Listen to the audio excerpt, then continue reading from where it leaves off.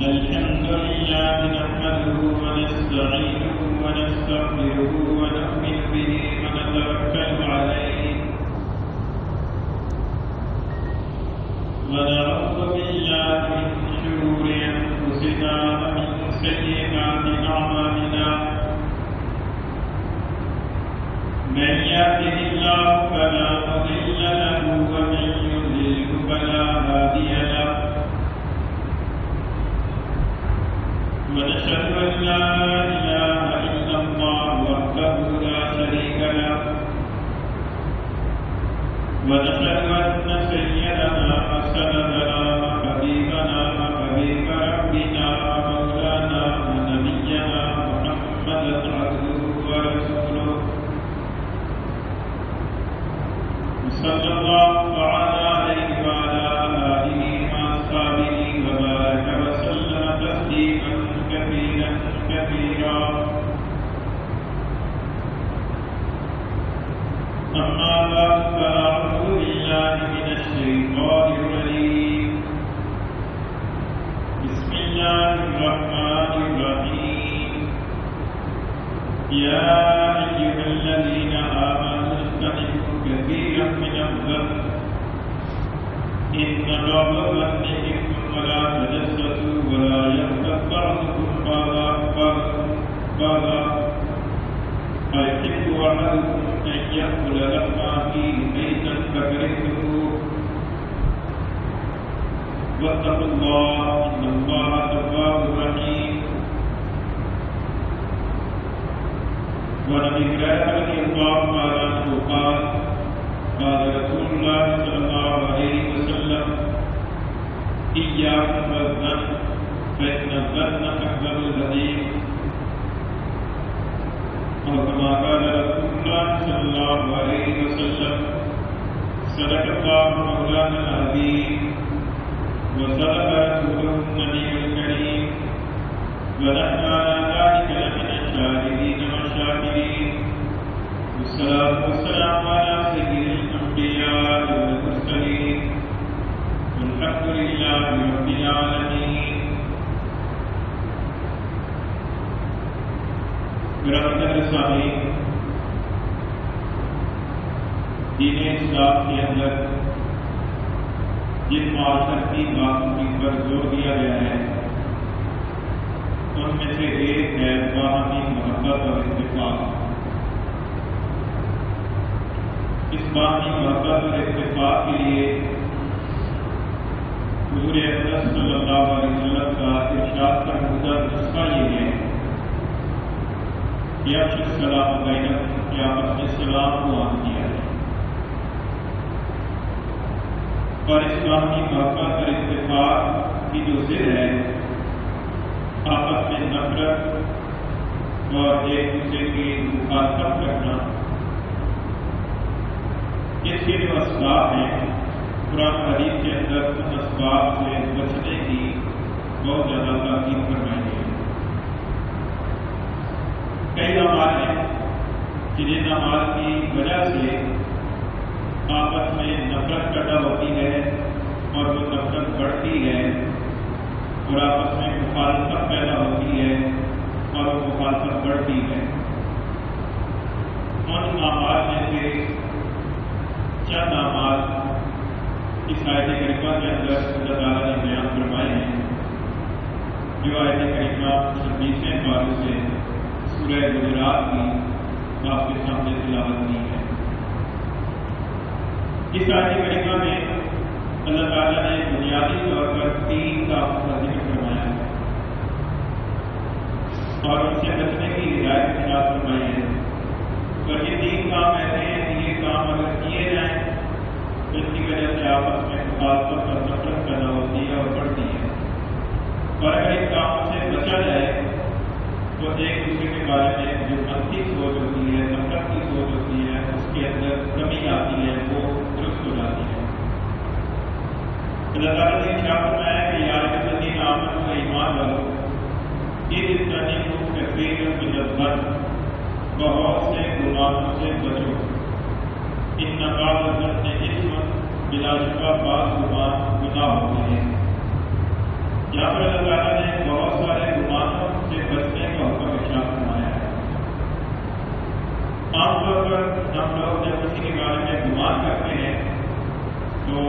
ہماری ذہنی صاف اس طرح کی ہے کہ ہم دوسرے کے بارے میں منفی گمان زیادہ کرتے ہیں۔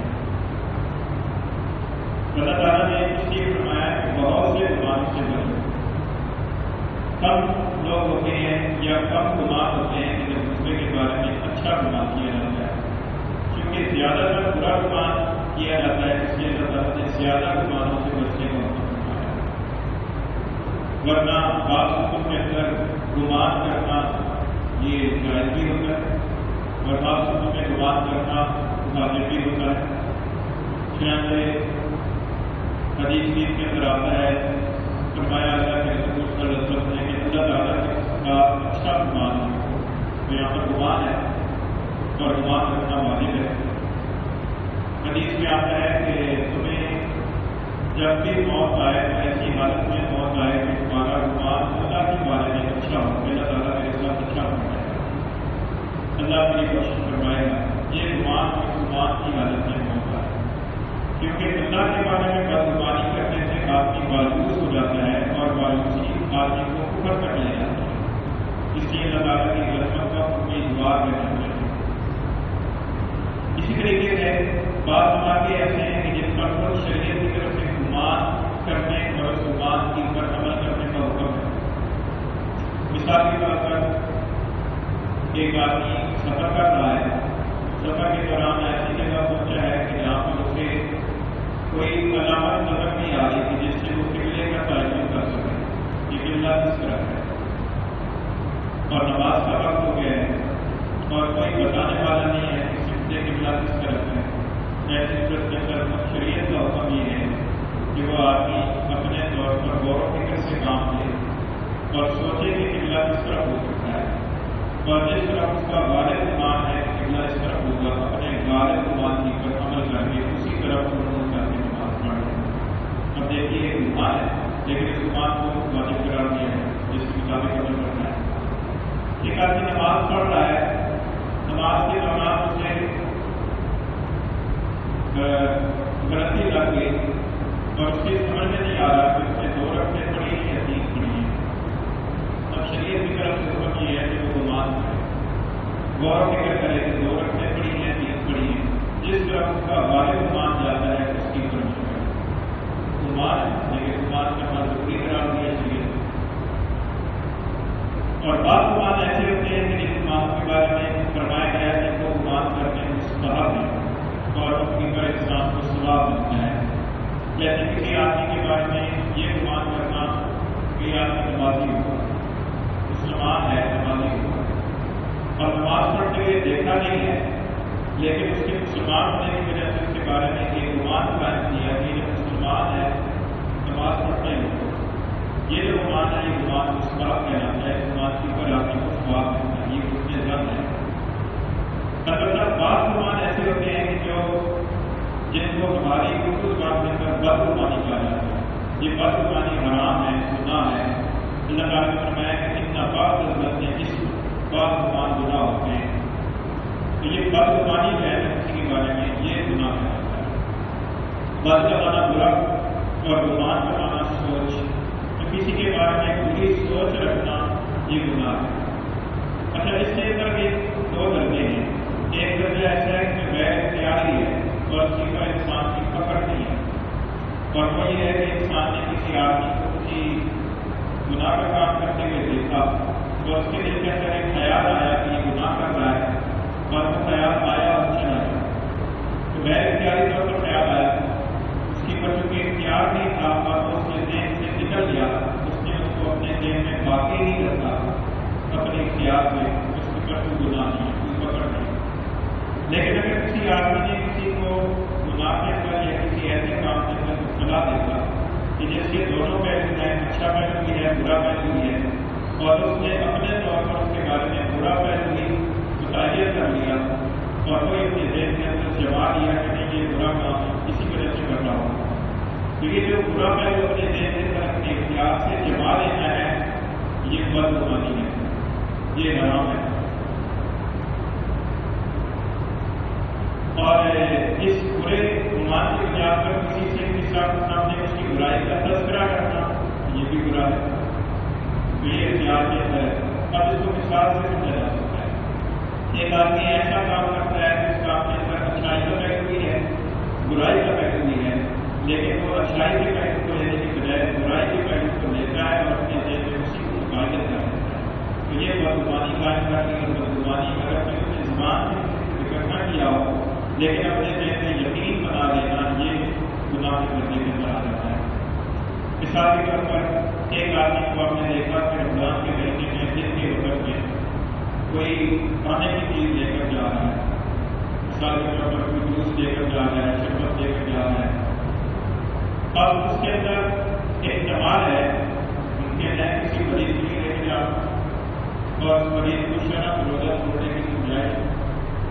اور امکان ہے کہ اپنے پینے کے لیے لے کے جا اور خود روزہ نہ رکھتا ہو، تو یہ جو احتمال والی صورت آ گئی ہے اس کے اندر برے پہلو کو اپنے ذہن میں متعلق کر لینا اور یہ قرار دے لینا کہ بس اس کا روزہ نہیں ہے، یہ روزہ نہیں رکھتا، یہ گمان قائم کر لینا، یہ بدگمانی ہے، یہ حرام، کیونکہ دوسرا پہلو موجود ہے جس کی پر جس کے اس عمل کو معقول کیا جا سکتا ہے پر وہ جائز پہلو ہے، لیکن اس آدمی نے دیکھنے والے نے جائز پہلو کو چھوڑ کر برے پہلو کو یہ منتخب کر دیا اور اسی کے بارے میں اپنا یقین بنا دیا، کسی کے سامنے ذکر کرے یا نہ کرے لیکن اپنے ذہن کے اندر ایک یقین بنا لیا کہ یہ ایسا نہیں کرتا ہے، یہ بدگمانی کہلاتی ہے اور یہ بدگمانی حرام ہے اور یہ بدگمانی گناہ ہے۔ بہت ساری ایسی صورتیں ہو سکتی ہیں، ایک آدمی کو دیکھا آپ کے سامنے آیا اور اس سے شراب کی بو آ گئی،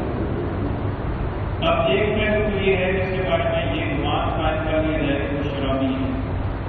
یقین کر لیا جائے، یہ تو بدگمانی ہوگی۔ اس کا ایک دوسرا جائز پہلو یہ ہے کہ ہو سکتا ہے کہ اس کو غلط فہمی کے اندر آ کر اس نے مشروب میں اپنی شراب کو پی لیا ہو اور ایک ڈویژن گئے ہے اس کو اگل دیا ہو اور توبہ استغفار کر لیا، یہ احتمال موجود ہے، لیکن اس احتمال کو چھوڑ کر اس برے پہلو کو اپنے ذہن کے اندر متعین کر دیا، یہ بدگمانی ہے۔ ایک آدمی روزانہ نماز پڑھنے کے لیے مسجد آتا ہے، پابندی کے ساتھ نماز پڑھتا ہے، ایک وقت کے اندر وہ نماز پڑھنے کے لیے نہیں آتا، اب اس کا ایک پہلو تو یہ ہے کہ یہ کہنا کہ اس نے نماز نہیں پڑھی، کیا کرتا، یہ برا پہلو ہے، اور ایک اس کا اچھا پہلو ہے، ممکن ہے کسی جگہ گیا اور وہاں اس نے پڑھ لی، ممکن ہے جماعت سے رہنے اور گھر میں اس نے پڑھ لی، امکان ہے، اب کچھ اچھے امکان کو چھوڑ کر ایک برے ممکنہ پہلو کو متعین کر کے اپنے ذہن میں بٹھا لینا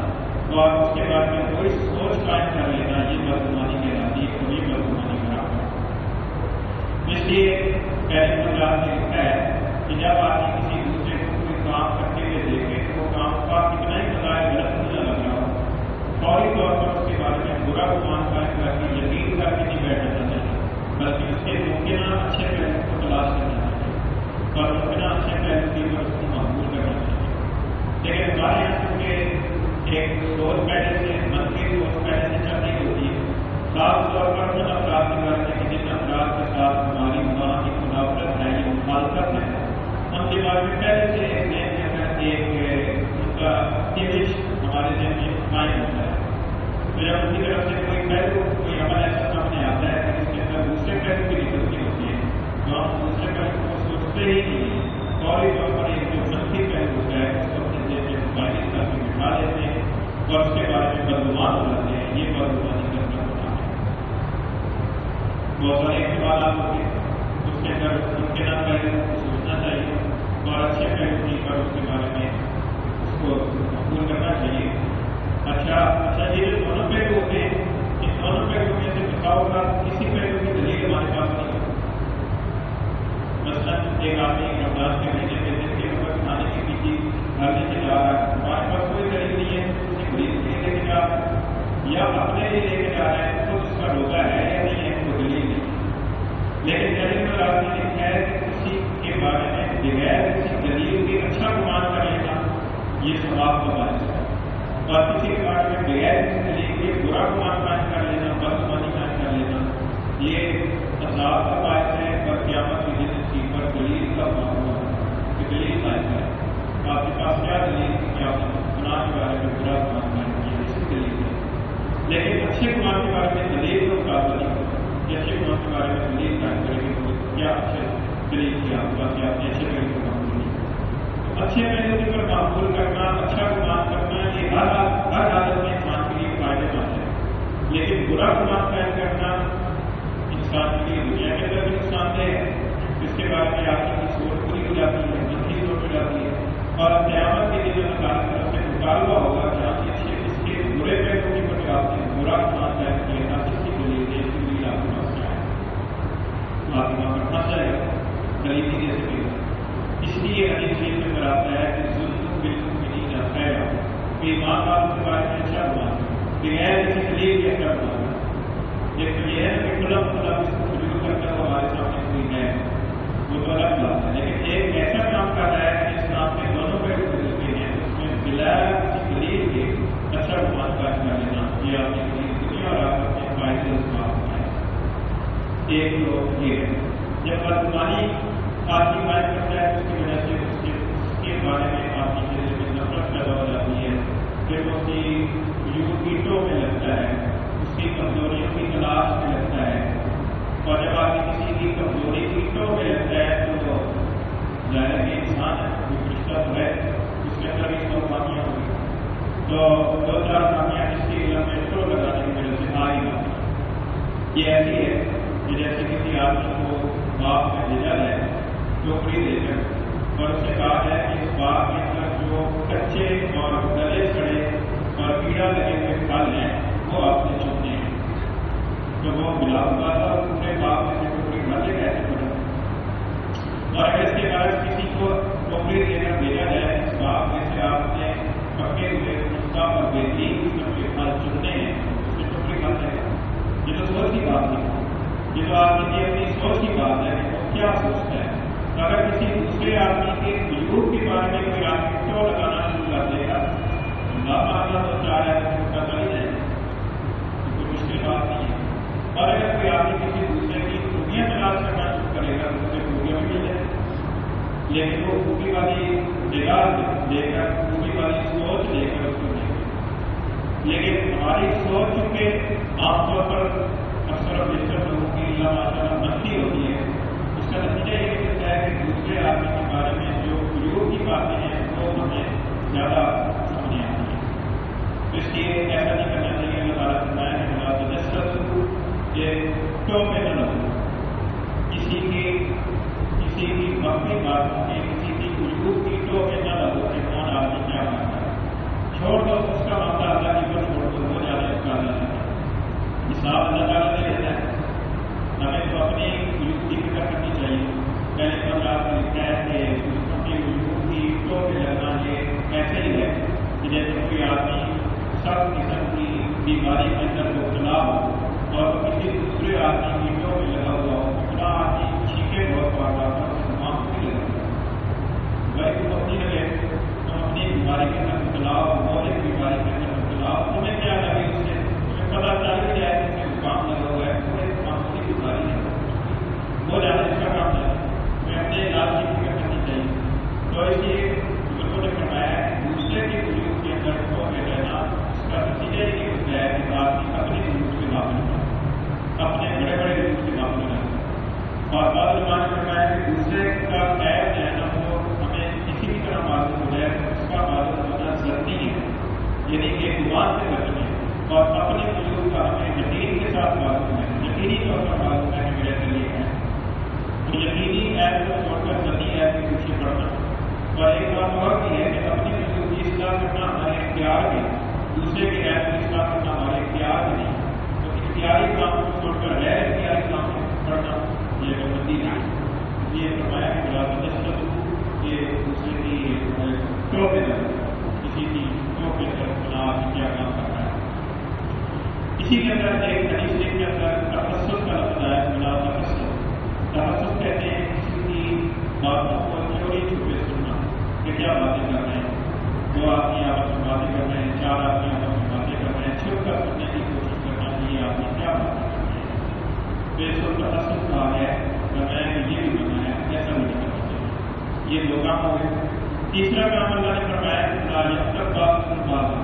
کہ تم میں سے کوئی کسی کی غیبت نہ کرے۔ غیبت کرنا کیا ہے؟ حدیث میں آتا ہے کہ حضور اکرم صلی اللہ علیہ وسلم نے صحابہ سے پوچھا کہ اللہ تو صحابہ نے عرض کیا کہ اللہ و رسول اللہ، اللہ اور اس کے رسول زیادہ بہتر جانتے ہیں۔ حضور نے فرمایا کہ ذکر کا آقا کو معجب ہے کہ تیرا اپنے بھائی کا ایسے طور پر تذکرہ کرنا جس کو وہ ناپسند سمجھے، یہ بھی پوچھا گیا کہ اللہ کے رسول جو برائی میں اپنے بھائی کی بیان کر رہا ہوں وہ اگر اس کے اندر حقیقت موجود ہے یا پھر بھی غیبت ہو، حضور نے فرمایا کہ تیری تو غیبت ہوگی، اور اگر وہ برائی اس کے اندر موجود نہیں ہے جس کا تم تذکرہ کر رہے اور اس کی طرف منسوخ کر رہے تو اس کو توبہ دینا غیبت سے بھی بڑا گناہ، الزام ہوگا، الزام تراشی، کسی چیز پر الزام لگا دینا تو اس سے بھی بڑا گناہ۔ اچھا، یہاں پر یہ بات دیکھنے کی ہے کہ اس نے فرمایا کہ غیبت یہ ہے کہ میں اپنے بھائی کا ایسے طور پر تذکرہ کرتا ہوں جس کو وہ ناپسند سمجھے، اس کے اندر اس کے وجود کا تذکرہ کرنا بھی آگا، اس کے گناہوں کا تذکرہ کرنا بھی آگا، اور یہاں تک کہ اس کے غیر اختیاری کمزوریوں کا تذکرہ کرنا بھی آگا۔ غیر اختیاری کمزوری مثال کے طور پر ایک آدمی لگ رہا ہے، اس کے اس برائی اور کمزوری کا ذکر کرنا، یعنی ایک آدمی کوتلا ہے تو اس کی اس کمزوری کا ذکر کرنا حقارت کے طور پر۔ حدیث میں آتا ہے کہ حضرت عائشہ صدیقہ رضی اللہ تعالیٰ عنہا نے ایک مرتبہ حضور صلی اللہ علیہ وسلم کے سامنے حضرت صفیہ رضی اللہ تعالیٰ عنہ کا ذکر کیا اور اشارے سے کہا کہ وہ جو ٹھیکنی ہو، یعنی ٹھیکنا کا تھا، اشارہ کیا، زبان سے تو نہیں کہا، اشارے سے بتایا کہ وہ حضور اکرم صلی اللہ علیہ وسلم نے فرمایا کہ عائشہ تم نے ایسی بات کی ہے میں اس سمندر میں ڈال دیا جیسے اس سمندر کوئی بھی کہا، یعنی گویا کہ اشارہ تک نہیں کسی دوسرے کی برائی کا ذکر کرنا یہ بھی غیبت کے اندر آنا چاہیے۔ اس لیے ساتھ کو چاہیے کہ دوسرے کی برائی کا اس طریقے سے تذکرہ کرنا۔ اچھا، یہ حضرت صفیہ رضی اللہ تعالیٰ عنہ کا نام آیا تو ایک بات یاد آئی ہے جس کا اسی موضوع سے تعلق بھی ہے، بدگمانی والے موضوع سے۔ جیسے دوسرے سے بدگمانی کرنا منع ہے، اسی طریقے سے یہ بھی منع ہے کہ آپ کسی دوسرے کو اپنے بارے میں بدگمانی کا موقع دیں، یہ بھی منع ہے۔ حدیث میں آتا ہے کہ اس تقول مبارک تہمت والی جگہوں سے بچو، ایسے کاموں سے بچو کہ جن کاموں کی وجہ سے تمہارے بارے میں لوگوں کا بدگمانی قائم ہو۔ اس کے بارے میں حدیث میں آتا ہے کہ سرکار دو عالم صلی اللہ علیہ وسلم رمضان شریف کے مہینے میں ایک رات بیٹھے ہوئے تھے مسجد میں، تو ایک رات میں حضرت ام المؤمنین حضرت صفیہ رضی اللہ تعالیٰ عنہا آپ سے ملاقات کے لیے حاضر ہوئی۔ ملاقات کی، بات چیت کی، جب جانے لگی تو دوسرے صلی اللہ علیہ وسلم کو رخصت کرنے کے لیے مسجد کے دروازے تک اس کے ساتھ چل رہے تھے۔ تو جب مسجد کے دروازے پر پہنچے تو آپس میں بات چیت ہو رہی تھی، اتنے میں دو انصاری صحابی بڑے فاصلے سے گزرے اور انہوں نے رسول اللہ صلی اللہ علیہ وسلم کو سلام بھی کیا۔ حضور اکرم صلی اللہ علیہ وسلم نے اس کو سلام کا جواب دیا اور اپنے پاس اشارے سے بلایا اور فرمایا کہ دیکھو میاں یہ میری بیوی صفیہ ہے۔ تو انہوں نے عرض کیا کہ اللہ رسول آپ کے بارے میں ہم کوئی برا گمان کر سکتے ہیں، آپ کو معصوم ہے نبی۔ حضور صلی اللہ علیہ وسلم نے فرمایا کہ نہیں، شیطان انسان کے جسم میں ایسے دوڑتا ہے جیسے خون دوڑتا ہے، جیسے خون رگوں میں چلتا ہے، خون کا اثر آنکھوں میں آتا ہے، خون کا اثر کانوں میں آتا ہے، خون کا اثر دماغ میں جاتا ہے، خون کا اثر ہاتھوں پاؤں میں جاتا ہے۔ شیطان کے وساوس بھی آنکھوں میں بھی آتے ہیں، کانوں میں بھی آتے ہیں، دماغ میں بھی آتے ہیں، دل میں بھی آتے ہیں، ہاتھوں پاؤں تک ان کی شکایت ہوتی ہے۔ تو حضور نے فرمایا کہ دیکھو شیطان ہے نا وہ جسم کے اندر کس طریقے سے چلتا ہے جس طریقے سے خون چلتا ہے۔ مبادہ ہمارے ذہن کے اندر کوئی گمان ہے کہ پتہ نہیں کون سا خون ہے، رات میں بتائیے کیا بات چیت ہو رہی ہے، تو تمہارے ذہن کے اندر میرے بارے میں کوئی بدگمانی قائم ہو جائے اور رسول اللہ صلی اللہ علیہ وسلم کے بارے میں بدگمانی قائم کرنے کا مطلب ہے ایمان سے محرومی۔ تو حضور صلی اللہ علیہ وسلم نے ان کو بلا کر فرمایا کہ دیکھو یہ میری بیوی صفیہ ہے، تو کوئی اور ریاض میں چلا۔ اس سے معلوم ہوتا ہے کہ جب حضور اکرم صلی اللہ علیہ وسلم نے تعلیم دی ہے کہ حضور معصوم ہونے کے باوجود دوسروں کو تعلیم دے رہے ہیں بدگمانی کا ایسا کرنا میرے بارے میں، تو ایک عام آدمی جو کہ معصوم نہیں ہے وہ جب ایسا کام کرے گا جو مشکوک کام ہوگا بجائے کہ دوسرے آدمی کے ذہن میں بدگمانی قائم ہوگا اور دوسرے آدمی جو دیکھنے والا ہے اس کے ساتھ بھی شیطان لگا ہوا ہے، اس کی رگوں کے اندر بھی شیطانی اثرات ہیں۔ تو تو اس کے لیے بدگمانی سے بچنا مشکل ہو جائے گا۔ اس لیے ہدایت فرمائے گی کہ اس تقو مواد تو من والی جگہوں سے بچو، مشکوک کام نہ کرو، اپنی پوزیشن کو مشکوک نہ کرو، ایسا کام نہ کرو کہ جس کی وجہ سے لوگوں کی انگلیاں تمہاری طرف اٹھیں اور لوگوں کے ذہن کے اندر برے خیالات تمہارے بارے میں آئیں، بدگمانی قائم ہو، ایسے کام نہ کرو۔ اب اس کے بارے میں بعض اوقات شیطان انسان کے منہ میں سزا ڈالتا ہے یا انسان خود کو دھوکہ دیتا ہے اور کہتا ہے کہ میرا معاملہ اللہ تعالیٰ کے ساتھ نہیں ہے، مجھے لوگوں سے ڈرنے کی کیا ضرورت ہے۔ یہ ڈرنے والی بات نہیں ہے، یہ ڈرنا تو اللہ سے ہے، لیکن اللہ سے ڈرنے ہی کا ایک تقاضا یہ ہے کہ اللہ تعالیٰ نے جو ایک حکم دیا ہے اپنے نبی کے واسطے سے جو حکومت والی جگہوں سے بچا جائے ویسے کام سے آپ کو بچنا چاہیے۔ تو یہ بات سمجھنا آگے میں یاد کر رہا تھا کہ غیبت کے بارے میں کہ غیبت جو ہے نا زبان سے کسی کا عیب بیان کرنا، اس کی غیر موجودگی کے اندر یہ بھی غیبت ہے، اور غیر زبان سے بیان کرنا نہ کرنا، اشارت بیان کر دینا یہ بھی غیبت میں آ جاتا ہے، اور بعض اوقات زبان سے بیان کیا جاتا ہے لیکن تحریر کر دیا جاتا ہے، تحریر کرنا بھی غیبت ہے۔ آج کل تو یہ سوشل میڈیا کا دور ہے، ہر آدمی کے ہاتھ میں فیس بک اور واٹس ایپ ہے، تو کسی کا کوئی نیا کرنا ہو، بیان کرنا ہو، بتانا ہو تو اس کے اندر ایک کوئی چیز دیکھ کر اس کو آگے شیئر کر دیا جاتا ہے اور وہ کئی تک وہ ایپ اس کو پہنچ جاتا ہے۔ تو یہ اگرچہ زبان سے اس نے کچھ نہیں کہا لیکن اس نے ایک چیز، ایک پیغام دوسرے کی برائی کے بارے میں اس نے پھیلا دیا، تو یہ غیبت ہوگی۔ اور غیبت اسی طریقے سے جو پرنٹ میڈیا ہے اس کے اندر جو مضامین لکھے جاتے ہیں اور مضامین کے اندر بعض کی برائیوں کو جو ہے نا وہ لگا کے بیان کیا جاتا ہے، وہ بھی ایک طرح سے اس کے اندر آ جاتا ہے، تحریری صورت میں اندر آ جاتا ہے۔ تو اس لیے یہ بہت نازک معاملہ ہے اور ہمارا تو حال یہ ہے کہ کافی دعویٰ بھی رہتا ہے، یعنی کوئی شعبہ ایسا نہیں ہے کہ جو شعبہ ہمارا دینی ہدایات اور شرعی ہدایات کے مطابق چل رہا ہے، بہت ساری اس کے اندر موبائل اور کمزور ہیں۔ تو اللہ تعالیٰ نے فرمایا کہ کوئی تم جیسے کسی کی غیبت نہ کرے، خود کو آباد انجام جو ہے معافی غیبت پکڑے تو فرمایا کہ غیبت کرنا ایسا ہے کہ جیسے کہ مردہ بھائی کا گوشت کھانا۔ ایک آدمی ہے فوت ہو گیا، فوت ہو جانے کے بعد اس کا جسم، اس کی لاش پڑی ہوئی ہے، اس کی لاش کو کوئی آدمی اس کے جسم کو گوشت کر کھانا شروع کرے، کوئی آدمی اس کو پسند نہیں کرے گا اور کوئی آدمی اس کے لیے تیار نہیں ہوگا۔ اللہ کے حضرت نے فرمایا کہ غیبت کرنا ہے صحیح ہے، کیونکہ کیوں شہادت دی ہے مردہ بھائی کے گوشت کھانے سے؟ فرمایا کہ جس طریقے سے مردہ پڑا ہوا ہے اس کے گوشت کو روکنے سے بظاہر اس کے جسم کو تکلیف نہیں ہو رہی کیونکہ اس کے جسم میں روح نہیں ہے۔ اس طریقے سے جس کی غیبت ہم کر رہے ہیں کیونکہ وہ ہماری مجلس میں موجود نہیں ہے اور اس تک ہماری بات پہنچ نہیں رہی، لہٰذا اسے بھی بظاہر روح کو نہیں ہوتا۔ لیکن جس طریقے سے یہ ایک نظامی حرکت ہے اور ایک گھٹیا حرکت ہے کہ ایک ایسی جو ایسا فرد ہے کہ جو اپنا دفاع نہیں کر سکتا اس کے جسم کو تکلیف پہنچائی جائے، اسی طریقے سے یہ بھی بہت گھٹیا حرکت ہے کہ ایک آدمی مجلس میں موجود نہیں ہے، وہ اپنا دفاع نہیں کر سکتا، اس کی برائیوں کو ہم نہیں، اور جب اس کو رزق ہوگی، جب اس کو علم ہوگا تو وہ تکلیف محسوس کرے گا، آبروریزی محسوس کرے گا۔ تو یہ فرمایا کہ اس کو اس کے ساتھ مشاورت دی، پھر فرمایا کہ اللہ تعالیٰ سے ڈرو، ان اللہ تواب الرحیم، بے شک اللہ تعالیٰ خوب توبہ قبول کرنے والا مہربان ہے۔ اللہ تعالیٰ سے ڈرو کیونکہ ان گناہوں سے برائیوں سے بچنے کی جو بنیاد ہے وہ خوف خدا ہے۔ دلوں میں خوف خدا نہیں ہوگا تو پھر غیبت سے، بدگمانی سے اور تجسس سے بچنا بہت مشکل ہو جائے گا، کیونکہ ہم لوگوں کی اخلاقی اعتبار سے حالت اتنی گھٹیا ہے کہ کوئی سامنے ہو تو اس کی چاپلوسی، اس کی خوشامد، اس کی تعریف اور سامنے نہ ہو اس کی برائیوں کا تذکرہ، یہ ہمارے مزاجوں کے اندر ایک رد پر نہیں ہے۔ علم ہونے کے باوجود، پتہ ہونے کے باوجود جو ہے نا اس طرح کی برائیوں کے اندر مبتلا ہوتی ہے۔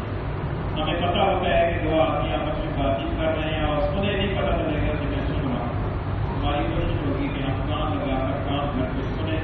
راز کی باتیں پتہ چلائیں کہ کیا باتیں۔ لیکن اگر ہمیں علم ہو کہ پتہ چل جائے گا تو پھر یہ حرکت نہیں کریں گے، تو یہ کیا ہے؟ یہ خوف خدا نہ ہونے کی بجائے خوف خدا نہیں ہے۔ اسی طریقے سے کسی کے بارے میں بدگمانی قائم کر لینا، کیونکہ ہمیں پتہ ہے کہ ہمارے دل کے اندر جو بدگمانی ہے اس کو کسی کو خبر نہیں ہے، تو تو جس کے بارے میں ہم نے برا گمان کر کیا اس کو کام کر رہے ہیں، کیونکہ ہم کسی کو بتائیں گے تو پتہ ملے گا، ہم کو اس کو بتائیں گے ہم تو اپنے ہمدرد کے سامنے اس کا ذکر کریں گے، تو یہ گھٹیا حرکت ہے، اخلاقی اعتبار سے اچھی حرکت ہے۔ جب ہمیں پتہ ہو کہ ہم اس کے سامنے بھی اس کا اظہار کر سکتے ہیں تو پھر ہمارے اندر وہ چیز نہ ہو، ہم اتنے یعنی بزدل ہیں کہ ہم پھر وہ حرکت نہ کریں۔ اچھا، اس کے بارے میں ایک دھوکہ یہ بھی لگتا ہے کہ بعض اوقات آدمی کہتے ہیں کہ میں اس کے منہ کی اوپر بھی کہہ دیتا ہوں، ٹرنگلی کو بھی بات ہے تو اس کے منہ کی اوپر کہہ دینا یہ اس سے بھی بڑی برائی ہے، جس کو قرآن مجید جس کا لفظ کہا ہے غیر ہر ایپ بیان کرنے والے پیر کے پیچھے ایپ بیان کرنے والے اور منہ کی اوپر ایپ بیان کرنے والے کی بربادی ہے۔ منہ کے اوپر کسی کا ایپ بیان کرنا، اس کو آر دلانا، اس کو تانا دینا، یہ بھی گناہ ہے۔ لہٰذا یہ کہنا نہیں میں اس کی منہ پر کہہ دوں گا، اس سے غیبت لازم ہے، جس کی باوجود جو ہے نا وہ غیبت رہے گی، اور منہ کے اوپر برائی بیان کرنا یہ اور گناہ ہے۔ اللہ تعالیٰ نے